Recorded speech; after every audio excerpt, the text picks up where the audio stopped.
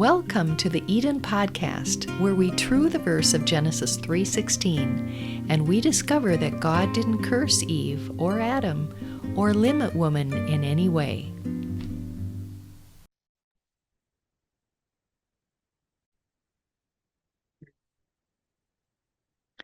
Welcome to the Eden Podcast. I'm Dr. Joy Fleming, co-founder of the True 316 Foundation. Our website is tru316.com. tru316.com. For this special episode, I will continue reading to you from a book by Della Olson, A Woman of Her Times. Subtitle: Stories of Women Who Dared to Place Obedience to the Commands of Christ above submission to the traditions of men. We will resume our reading in Chapter 2. Free Church Women of Sweden.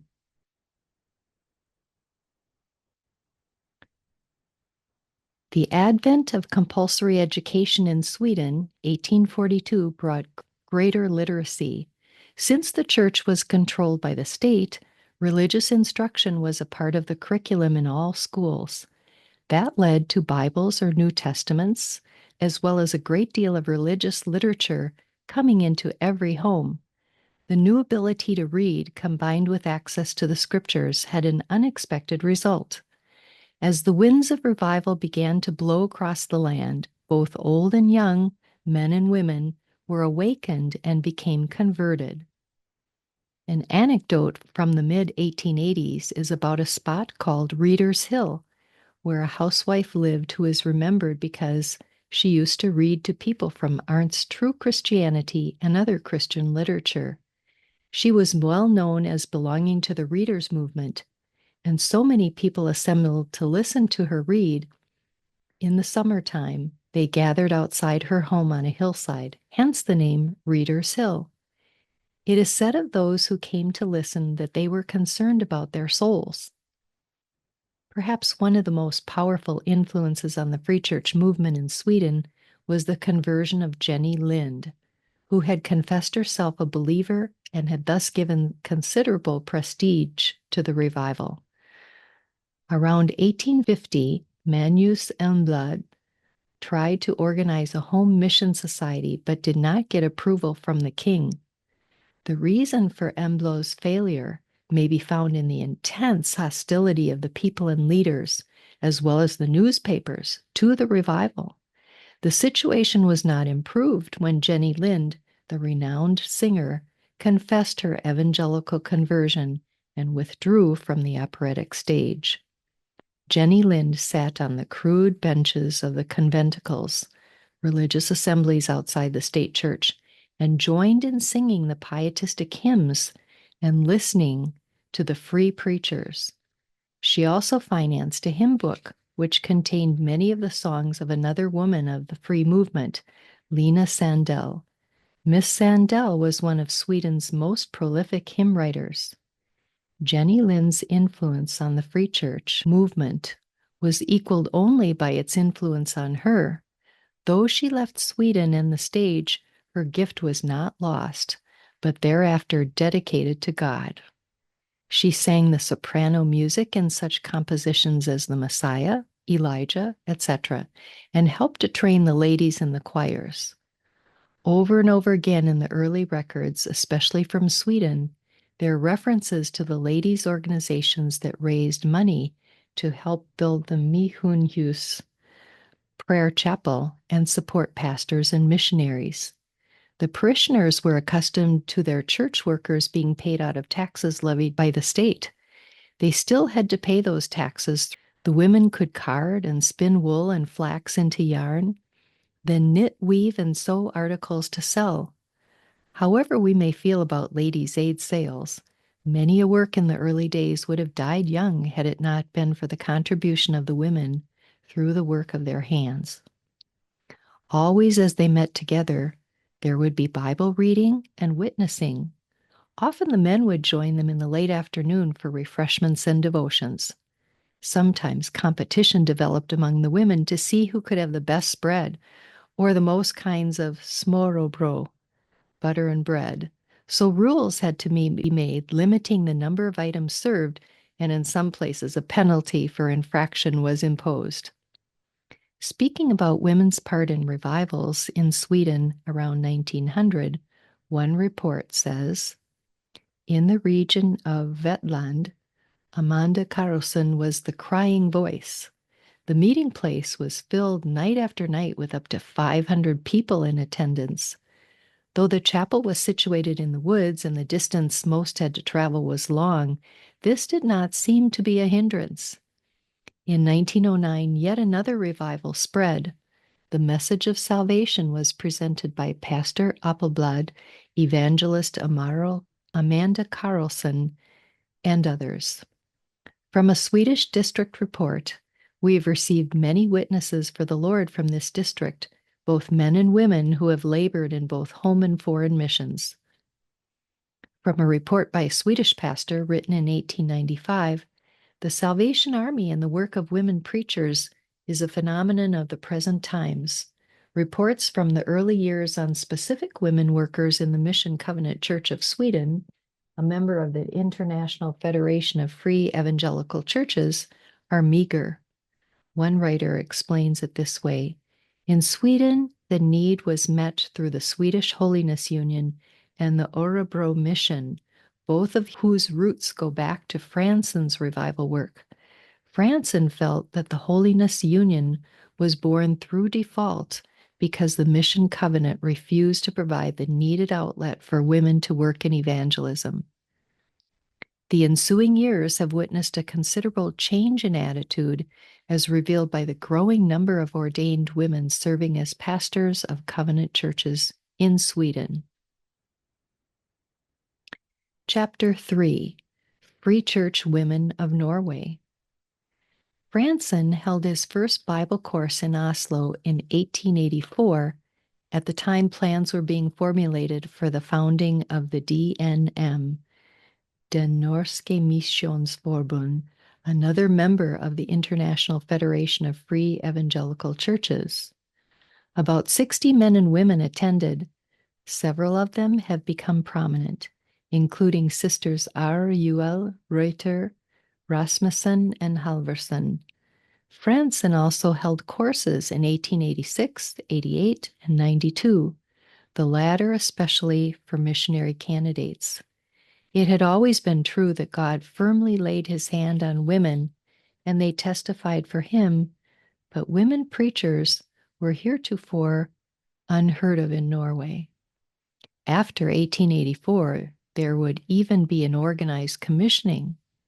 At the time, Den Norske Missionsforbund celebrated its 25th anniversary. It had 24 preachers, and 1/3 of them were women. It was not only men who traveled as evangelists. The area of northern Norway in particular became women's territory. Such names as Anna Teigland, Martha Wardebø, and Laura Skjelsvig acquired an excellent reputation. Many others followed. These women often gained an entrance where men were forced to turn away. This was especially true in small, poor communities, but also in the fishing villages where thousands gathered during the fishing seasons. Great revivals with lasting results came about through the work the women were enabled to do by the grace of God. God used principally women evangelists in the revivals in the fishing villages. One revival followed another in those early years. Now the question arose regarding establishing a permanent work in those areas.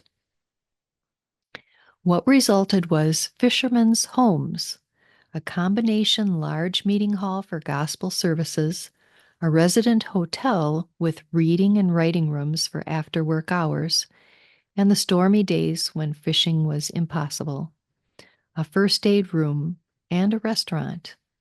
All our fisherman had heretofore was his small bunk aboard the fishing vessel, the crooked, run-down streets, the taverns selling beer and cheap wine, and the accompanying deplorable aftermath. These fishermen's homes were administered by women who had experience in evangelism and in ministering to fishermen. The most outstanding woman in this work was Gerda Karljord, who gave many years of service to her church in various capacities. She was one of the giants of evangelism who has been overlooked in church annals. Throughout her life, she bore the torch of revival and scattered sparks from it wherever she went. She was not easily blocked in any endeavor once convinced of its worthiness. This was even true in dealing with the civil authorities regarding fishermen's homes. Her preparedness, enthusiasm, and ability in presenting a case were a winning combination. Few people could blend in such a natural way spiritual work and social action. Gerda Karljord saw the total person. In her work among the fishermen, she first took care of their physical and material needs and then preached the gospel, and they listened. Hundreds of fishermen were won to Christ through revivals, which resulted from the preaching by women engaged in the fisher ministries. These in turn won many in their home communities. When they returned, Dr. Ingolf Diesen, president of DNM, has told of meeting and talking with many of these converts all along the coastline, as well as in the southern and western provinces. Several congregations were founded and joined Den Norske Missionsforbund from 1890 to 1900 as fruits of revivals held in northern Norway by women evangelists. Church buildings were erected in several of these places, and the progress in northern Norway was probably the highlight of our history at that time. One of the Norwegian evangelists had made contact with the Laplanders and seen their spiritual need. In 1893, he presented this burden of his heart to the annual conference. The conference decided to open a work in that far northern region and assigned Laura Skjelsvik to the area. A man had a burden, a woman was sent. Even Paul's man of Macedonia turned out to be a woman, Lydia. Laura Skjelsvik traveled inland from Vardø to the upper end of Rangerfjord, which opens to the east. This meant going on foot over rough terrain through a very desolate region where supplies were not readily available. The distance is about 70 miles as the crow flies, but travel along a fjord is more like following a single track of a roller coaster. The area in which she was to work is all above the 70th parallel, where for 2 months of every year there is constant daylight, and for 2 months total darkness. Although it is in the same latitude elsewhere, snow falls about 90 days out of the year. Here, Miss Skjelsvik would also find a racial problem of sorts because of the mixture of Norsemen, Finns, and Lapps, each with their own language or dialect. At that time, much of the housing consisted of sod houses or dugouts. On the surface, it seems incredible that a woman should be asked by her church to pioneer in such a place, but this was a well-qualified woman of much experience. In fact, she was probably the best qualified person, man or woman, for the task. She had been an evangelist in the fishing villages, one of which was Vardø. No doubt she had learned some of the dialects through that ministry. However, such a difficult trip took much physical endurance, and Miss Skjelsvik's health was affected so that she was unable to serve in this area very long. It was not until 4 years after she left that a man was secured for this field. No doubt the most prominent member of Fransen's first Bible course in Norway was Catherine Juel. She was born in Oslo in 1833. The house where she was born is now at Bygdøy Folkemuseum, where it serves as the home for the museum director. Catherine had an excellent education and became fluent in German, English, and French. Because of considerable personal wealth, she was able to travel to many lands. On one visit to the United States, she was converted.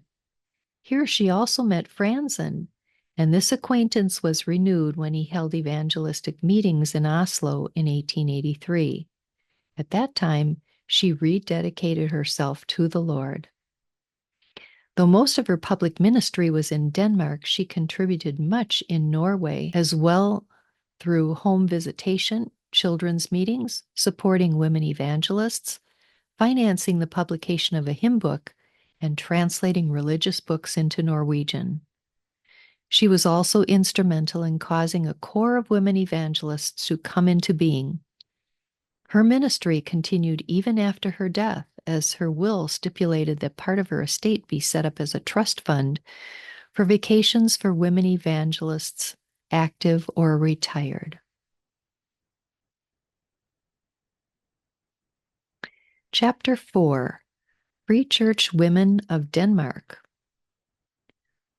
One of the leaders of Den Danske Missionsforbund, DDM, also a member of the International Federation of Free Evangelical Churches, has written, "Women play a large role in all Christian work. It has been so since the beginning of Christendom. Her whole status was completely changed by the gospel, so that whether one is a man or a woman is no longer an issue. On the basis of this, the DDM makes no distinction between men and women. From its very beginning, the women have had an active part in the work." In the history of the Danish Free Church movement, we find much of the same tone as in Norway. Frederick Franson held meetings in Denmark, resulting in great revivals. His stay was brief because of charges made against him to the authorities, which led to his being banished from Denmark for life. Shortly after he arrived, he had called upon several workers to help him, and these remained. One of these was Catherine Ewell of Norway. When Franson left a place, he always saw to it that there was someone there who could continue the work. There were 4 assistants in particular whom he assigned to such work: 2 Swedish preachers, Johansson and Gillen, a young missionary, Nielsen from Bergen, and Catherine Ewell. Catherine Ewell and Gillen traveled throughout the whole land, and wherever they went, revival came and souls were saved. The many DDM congregations still in existence 75 years later, in 1963, are a living proof of the mighty spiritual power which characterized their ministry. On the occasion of Den Danske Missionsforbund's 75th anniversary, Reverend Viggo Ramvoll, a past president, wrote the following: "Many memories come rushing forth on this occasion, memories of women and men whom it has been my privilege to meet, who in humility and faithfulness have given of their time and energy to the service of God and DDM. From 1896 to 1909, about 15 women evangelists were ordained by the church at their annual conference. Some of these had attended Bible schools in Sweden, Norway, England, or the United States, and a few in both the United States and one of the other countries. Those who studied in England came in contact with the Salvation Army and its philosophy about the active participation of women. Their right to preach the gospel had been expounded by co-founder Catherine Booth in a pamphlet entitled Female Ministry. This was first published in 1859 and has recently been reprinted. In the beginning of the fellowship, the believers chose from among their numbers brethren to lead the work, and later they also sent out preachers recommended by the congregation. None of either group were theologians. Both were women and men who were born again through the work of the Holy Spirit, looked at the spiritual problems and questions, scrutinized them, and weighed them in the light of God's Word. They were conscientious Bible readers, and their only criteria was, "It is written." One must mention the women evangelists, of whom the best known are Louise Hansen, Cecilie Paulsen, Maren Jensen, Elsa Thompson, Mari Peterson, and Lydia Peterson. With dedication and unselfishness, they served for about 20 years. Their evangelistic meetings and visitations of the sick and calls in homes contributed in great measure to the stabilization of the church and in breaking new ground. One of the best-known evangelists was Maren Jensen. She attended Bible school in the United States and worked there for several years as an evangelist before returning to Denmark to be an evangelist for many more years. She was an excellent speaker and an outstanding leader. She took the initiative in founding a women's work which exists today as Danske Missionsforbund Kvinder, comparable to a women's missionary society. Without fanfare, this organization has supported our work, especially in the areas of foreign missions and education. There was much trepidation in Maren Jensen's home community when she left for the United States. It was considered a bold venture and somewhat dangerous in those days for a young woman to travel alone across the Atlantic. Her mother, however, said it would make no difference on the day of resurrection whether Maren lay at the bottom of the ocean or in a grave at home. In later years, during the Nazi invasion, when church work was greatly curtailed, Miss Jensen still managed to travel and visit the local women's organizations to encourage them. The first ones from DDM to bring the gospel to Mors were two women evangelists. It had been decided at a pastors' conference in 1897 that these two should make a trip to the island of Mors. This undertaking bore much fruit. The inspiring witnessing of these young women, plus their music and singing, resulted in many attending the meetings, and before long a spiritual revival ensued. A congregation was established soon after. In the history of another church, it is recorded that a certain preacher visited a town, and later two women evangelists came. The people were inspired by their refreshing message and their songs. Many were convicted of their worldliness and turned to God. Another church includes the names of these two women among its first pastors. Women evangelists shared extensively in the first 25 to 30 years of our history. They worked in pairs and were a great blessing. It has been said, and is probably true, that if we had not had the group of women evangelists after the catastrophe of 1902, when a holiness movement caused a division in our ranks, it is doubtful if we would have survived. Perhaps it is a minus that we do not have such a group today, but aside from that, we are constantly indebted to the women of our organization. Their spirit of self-denial and service has been a big factor in both good times and bad. It was a very festive occasion at our conference in 1958 when we could present bouquets to these two ladies, two former evangelists, as a testimonial to the fact that we still highly esteem the service they rendered.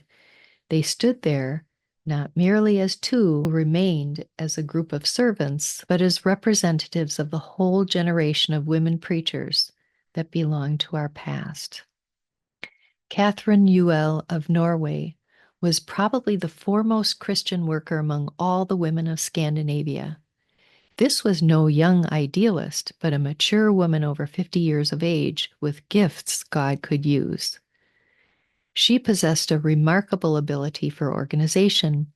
When Franson needed helpers in Denmark, she was the only woman he called to be one of his assistants. One of her great gifts was in dealing with souls at after meetings. As an evangelist, she drew large crowds, and many came to the Lord through her earnest preaching. Catherine Uel labored in Denmark for 15 years before returning to her homeland. Though often castigated by the state-controlled religious press, which called her such names as bitch priest and the daughter of Beelzebub, she ignored all that. She literally wore herself out in the service of God. When she died at the age of 68, an autopsy was performed to determine the cause of her death. One of the attending physicians declared, "This has occurred in the service of others." Aalborg is the largest DDM congregation. During a series of meetings which Catherine Ewell held there, a farmer from a village nearby found peace with God. He was a simple, unlearned man, but God used him to ignite revival fires in his village, which in turn led to the founding of a church there. Many men who later became pastors were led to the Lord by Miss Ewell when they were 8 to 10 years of age. In Denmark, it was said of Catherine Ewell, "When it concerns spiritual matters, there are few places in our land where Miss Ewell did not have a part." This is evident from the histories of local congregations in that land, following our excerpts from their records.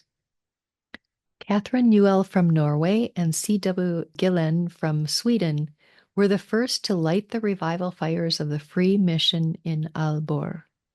The first Free Mission revival took place here about 1889 to 90, when Catherine Ewell held meetings.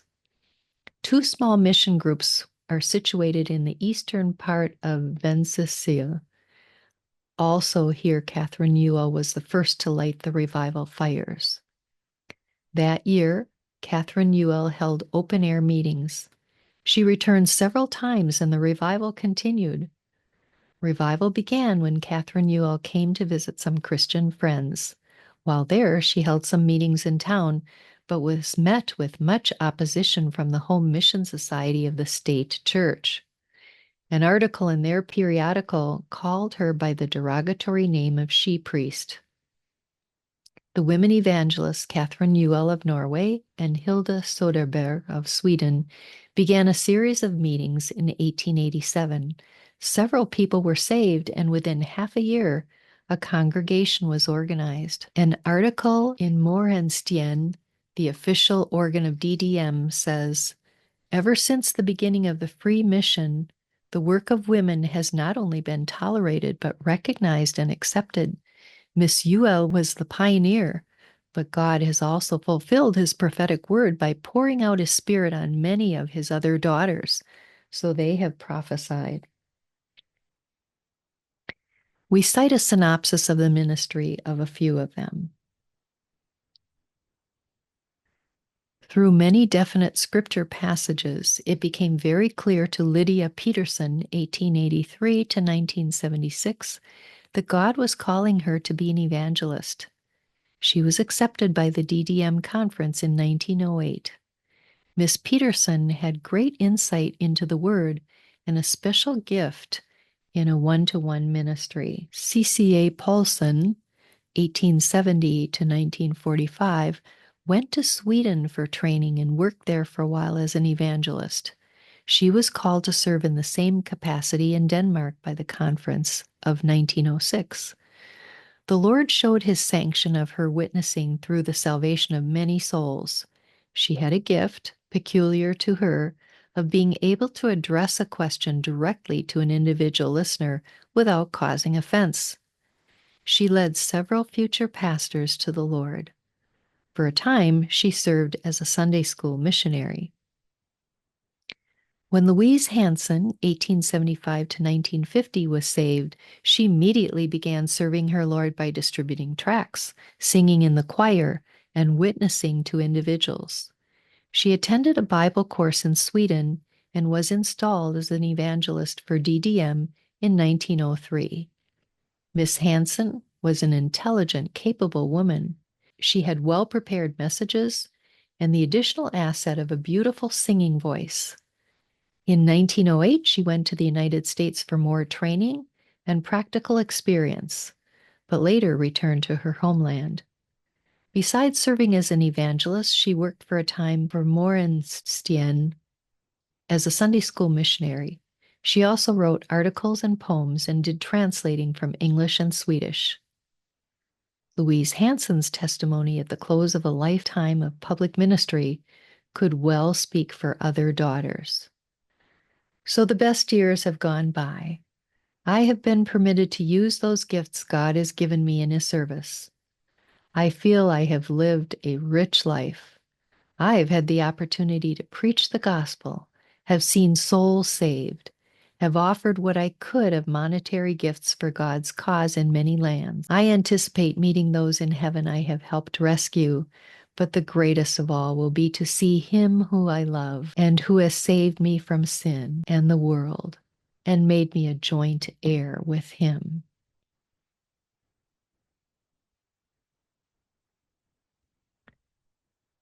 Chapter 5, Other Ministries. It seems the Sunday school has always been an accepted area of service for women. Most of the earliest ones in Scandinavia were started by women.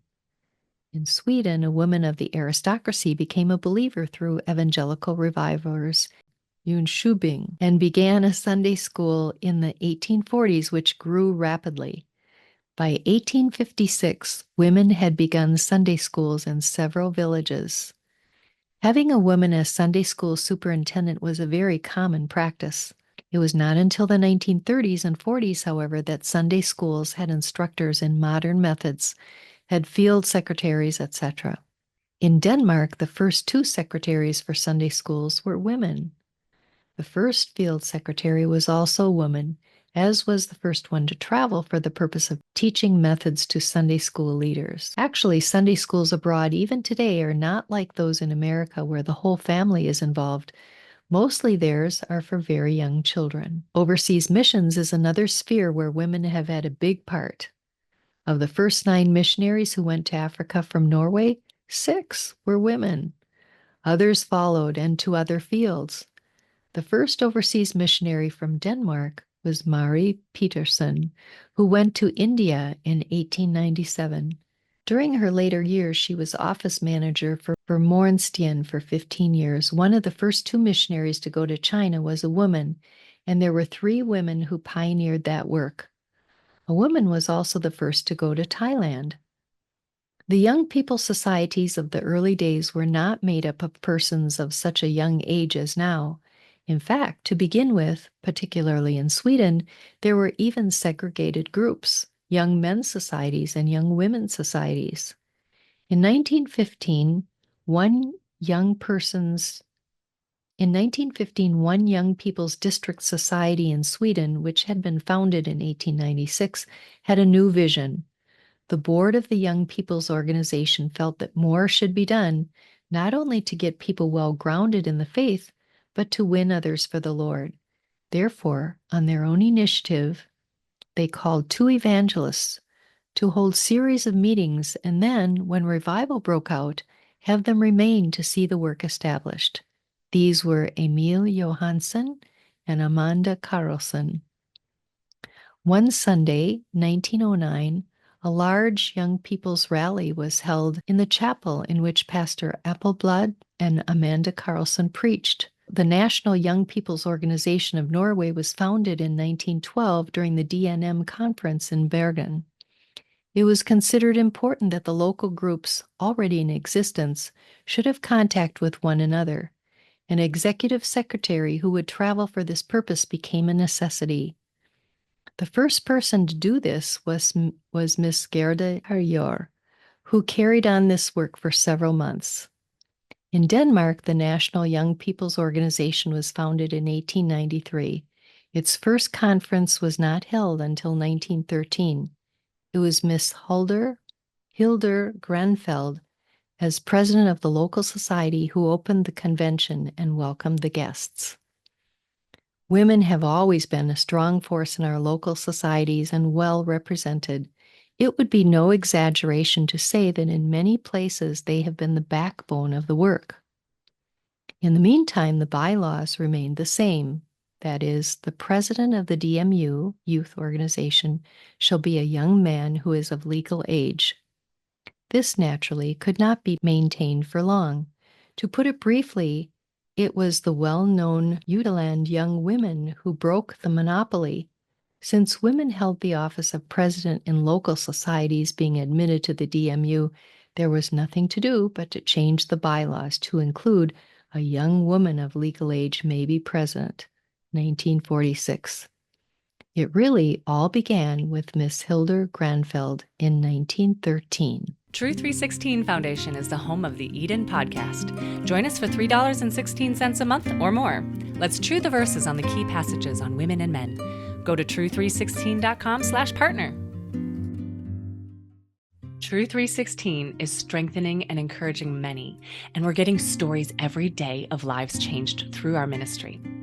We're the home of the Eden podcast, and we're getting the word out that God didn't curse Eve or Adam or limit woman in any way.